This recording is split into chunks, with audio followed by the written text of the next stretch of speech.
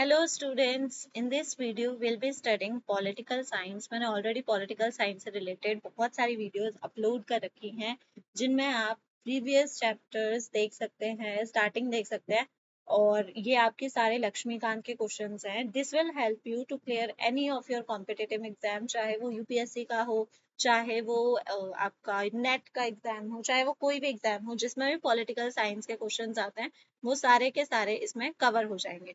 So let's start with the making of the constitution in this video। हम लोग constitution कैसे बना था, constitution से related जो भी क्वेश्चंस थे वो सारे कवर करेंगे। सबसे पहले एम एन रॉय वो इंसान थे जिन्होंने आइडिया ऑफ कॉन्स्टिट्यूएंट असेंबली दिया था। इन्होंने ही बताया कि तुम लोग आजाद तो हो रहे हो बट तुम अपने देश को चलाओगे कैसे। तो 1934 में he gave the idea of constituent assembly और 1935 में कांग्रेस ने ऑफिशियली कॉन्स्टिट्यूएंट असेंबली की डिमांड करी थी कि हम लोग खुद अपना कॉन्स्टिट्यूशन बनाएंगे और उसके लिए हमें कॉन्स्टिट्यूएंट असेंबली की जरूरत है।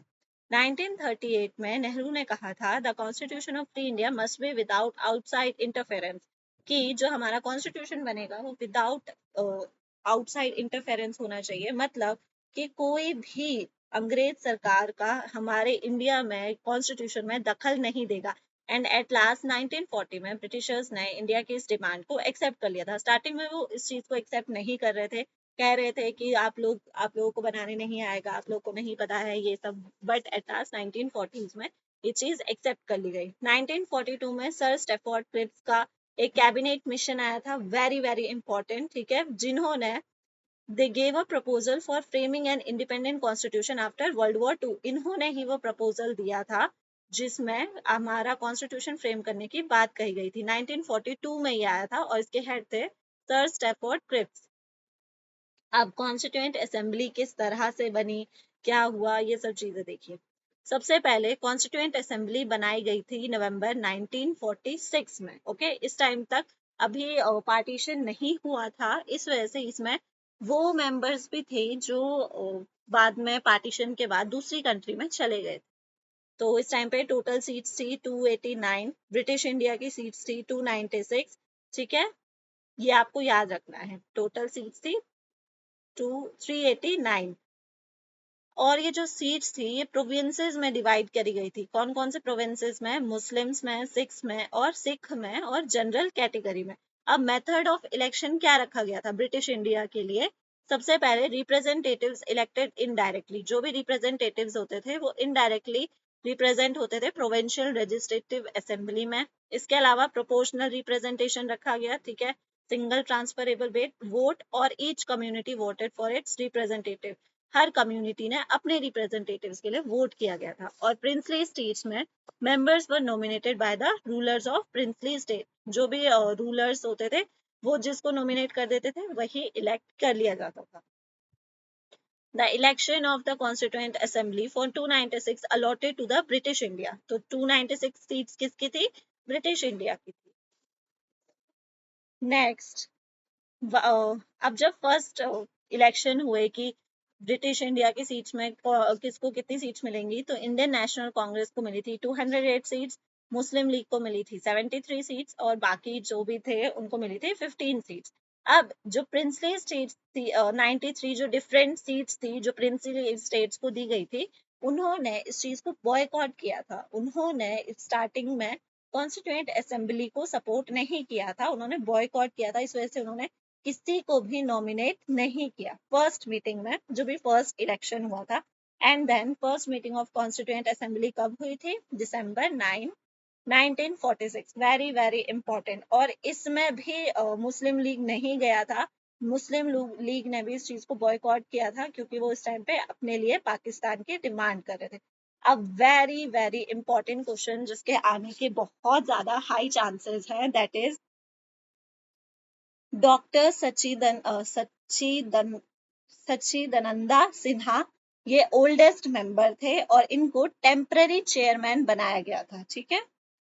लेकिन 11 दिसंबर 1946 को डॉक्टर राजेंद्र प्रसाद को परमानेंट चेयरमैन बना दिया गया था। दोनों नामों को प्लीज याद कर लेना, वेरी वेरी इंपॉर्टेंट। चांद सितारे फूल शबनम जो बनाने हो इसमें बना लेना, because these are very important names की परमानेंट मेंबर कौन थे, टेम्पररी चेयरमैन कौन थे और वाइस प्रेसिडेंट कौन थे।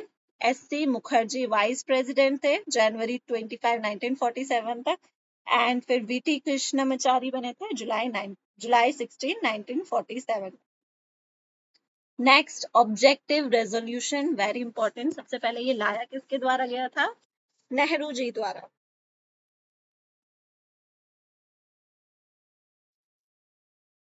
दिसंबर 13, 1946 में ये ऑब्जेक्टिव रेजोल्यूशन लाया गया। अब ये ऑब्जेक्टिव रेजोल्यूशन है क्या, इसको ध्यान से समझो। आसान भाषा में आपको बताऊं तो ये आज के टाइम का प्रियम्बल है। आज के टाइम पे हम लोग इसको प्रियम्बल बोलते हैं, जो एक तरीके का इंट्रोडक्शन है टू आवर कॉन्स्टिट्यूशन। इसको अनएनिमसली अडॉप्ट किया गया था जैन 22, 1947 में। हमने इसको ऐसे अडॉप्ट कर लिया था। अब ये सिर्फ आपको इतना सा याद रखना है, व्हाट वाज ऑब्जेक्टिव रेजोल्यूशन, कौन लाया था? जवाहरलाल नेहरू लाए थे। और आज के टाइम पे इसको क्या कहा जाता है? It is known as preamble. कब लाया गया था? दिसंबर 13, 1946 में। When was it adopted? जनवरी 22, 1947। नेक्स्ट है changes by the independence act 1947। इसमें क्या क्या चेंजेस हुए थे? तो प्रिंसली स्टेट्स को एड ऑन किया गया था। 6 प्रिंसली स्टेट्स ने फिर असेंबली को ज्वाइन किया था on April 28, 1947। Very very important plan, Mountbatten plan, कब आया था? जून 3, 1947। क्यों? क्योंकि यही वो प्लान था जिसने इंडिया को पार्टीशन के लिए सपोर्ट किया था, इंडिया को पार्टीशन के लिए कहा था। India got partitioned into two parts, one became Pakistan and another became India. Constituent Assembly became a legislative body, ठीक है, ड्यूअल रोल करने लगा था। क्यों? क्योंकि अब इस टाइम तक ना उनको दो काम करने होते थे। क्यों? क्योंकि अभी हम, एक तो काम था फ्रेमिंग द कॉन्स्टिट्यूशन, कॉन्स्टिट्यूशन बना रहे थे, दूसरा ऑर्डिनरी लॉज बना रहे थे तब तक के लिए जब तक कोई नई गवर्नमेंट नहीं बन जाती। क्योंकि अब इंडिया आजाद हो चुका था, तो इंडिया को संभालने के लिए कुछ रूल्स तो चाहिए थे, तो ये वही रूल्स बना रहे थे। Next, these functions were performed on separate days, ठीक है, अलग अलग दिन पे अलग अलग काम होता था। Doctor Rajendra Prasad constituent assembly के हेड थे। जीवी मवलंकर जो थे ये लेजिस्लेटिव असेंबली के हेड थे, जो लॉज बनाते थे, ठीक है, जो नॉर्मल लॉज होते हैं वो। और ये कब तक फॉलो हुआ? नवंबर 26, 1949 में। तब तक क्यों फॉलो हुआ? Because on November 26, 1949 we adopted our constitution. अब जब पार्टीशन हुआ तो एक चेंज ये भी आया था कि इंडिया की जो स्ट्रेंथ थी वो घट गई थी। हमारी ओरिजिनल स्ट्रेंथ थी पहले 389, जो कि घट के हो गई थी 299। इंडियन प्रोविंसेस भी घट गए थे, पहले 296 थे एंड देन इट बिकेम 229। और प्रिंसली स्टेट्स भी घट के 93 से 70 हो गए थे, ठीक है। अब ये कुछ इम्पोर्टेंट फैक्ट्स हैं कि इंडिया का नेशनल फ्लैग कब अडॉप्ट हुआ, नेशनल एंथम क्या है, कब अडॉप्ट किया, ये आप लोग स्क्रीनशॉट ले लो, इसको याद कर लेना, because it is very important. Next, अब हमारी कॉन्स्टिट्यूएंट असेंबली में बहुत सारी कमेटीज बनाई गई थी। कमेटीज क्यों बनाई गई थी? क्योंकि हर कमेटी को अलग अलग काम दिए गए थे। अब सोचो अगर एक ही इंसान को सारा काम दे दिया जाता तो क्या पॉसिबल होता हमारा कॉन्स्टिट्यूशन अच्छे से बनना या टाइम पे काम खत्म होना? हो ही नहीं पाता। इस वजह से बहुत सारी कमेटीज बनाई गई थी और हर कमेटी का हर अलग अलग इंसान को हेड बनाया गया था, जो उससे रिलेटेड काम देखते थे। और ये बहुत इंपॉर्टेंट है, इसमें भी फूल चांद सितारे whatever you want to draw, just draw it and remember it. Union power committee के हेड जवाहरलाल नेहरू थे। यूनियन कॉन्स्टिट्यूशन कमेटी के हेड जवाहरलाल नेहरू थे। प्रोविंशियल कॉन्स्टिट्यूशन कमेटी के head Sardar Vallabhbhai Patel. Drafting committee तो आप बचपन से पढ़ते आ रहे हो, doctor Bhimrao Ambedkar. Just take screenshot of it and remember it. ये कुछ सब कमेटीज हैं, ठीक है, दीज आर ऑल कमेटीज। अब एक चीज याद रखना, ड्राफ्टिंग कमेटी जो है ये कब बनाई गई थी? अगस्त 29, 1947 में। इसमें 7 मेंबर्स थे। डॉक्टर भीमराव अंबेडकर चेयरमैन थे, ठीक है। अब इसमें 7 मेंबर्स थे, लेकिन हम लोग ऐसा क्यों बोलते हैं कि जो हमारा संविधान है या जो हमारा कॉन्स्टिट्यूशन है वो डॉक्टर भीमराव अंबेडकर ने लिखा है? Because he was the chairman of that drafting committee. But बाकी और भी मेंबर्स थे जो यहाँ पे लिखे हुए हैं, ओके। अब हमारे कॉन्स्टिट्यूशन का स्ट्रक्चर क्या है? तो हमारे कॉन्स्टिट्यूशन में एक प्रियम्बल है, 395 आर्टिकल्स है and it has 8 schedules. Constitution day हम लोग कब मनाते हैं? 19 नवंबर 2025 को ये डिक्लेयर किया गया था कि हम लोग 26 नवंबर को हर साल कॉन्स्टिट्यूशन डे मनाएंगे, क्योंकि इस दिन हमने अपने कॉन्स्टिट्यूशन को अडॉप्ट किया था। इसके अलावा कुछ आर्टिकल्स हैं जो हम लोगों ने 26 नवंबर 1949 को ही अडॉप्ट कर लिए थे। वैसे हमने 1950 में अडॉप्ट किया था हमारा कॉन्स्टिट्यूशन, बट कुछ आर्टिकल्स ऐसे थे जो 1949 से ही अडॉप्ट कर लिए गए थे। जैसे ही कॉन्स्टिट्यूशन बना वैसे ही अडॉप्ट कर लिए गए थे, जैसे सिटीजनशिप का, oath of president, election commission, definition and interpretation, provisional parliament, temporary and transitional provision. So these were the articles which were adopted on 1949, or full constitution was enforced on 26 Jan 1950. और बहुत important question है that why we chose 26 Jan as the day to enforce our constitution, because it is celebrated as Purna Swaraj Day. It was declared in Lahore session of Indian National Congress. इस वजह से we chose 26 Jan. Now some more important facts, some more important names which you should learn. Take screenshot and learn these names because these are important. कि किसने क्या करा था. Next है salient features of Indian constitution. हमारे Indian constitution के क्या क्या फीचर्स है? पहला, हमारा जो कॉन्स्टिट्यूशन है वो कॉम्प्रिहेंसिव एंड डिस्टिंक्ट फीचर्स है. हमारा कॉन्स्टिट्यूशन की ये खासियत है कि इसमें it has many features, it has different features.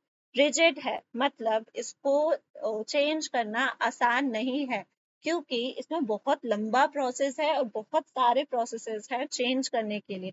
But it is also flexible, कि इसे चेंज किया जा सकता है. लंबा प्रोसेस है, मुश्किल प्रोसेस है, but it is changeable, that's why it is called flexible. Single citizenship है, we all are called citizen of India, we are not called as we are citizen of Bihar, और we are citizen of Himachal, और we are citizen of Kerala. Okay, we are citizen of India. India जो है, Indian constitution जो है वो world का longest written constitution है. इसके अलावा फेडरल फीचर है इंडिया में. फेडरल फीचर मतलब होता है कि हमारे में सेंट्रल गवर्नमेंट और स्टेट गवर्नमेंट दोनों के पास पावर्स हैं, but we work on unitary bias. Means यहाँ पे हमारे जो सेंटर है उसके पास थोड़ी ज्यादा पावर है.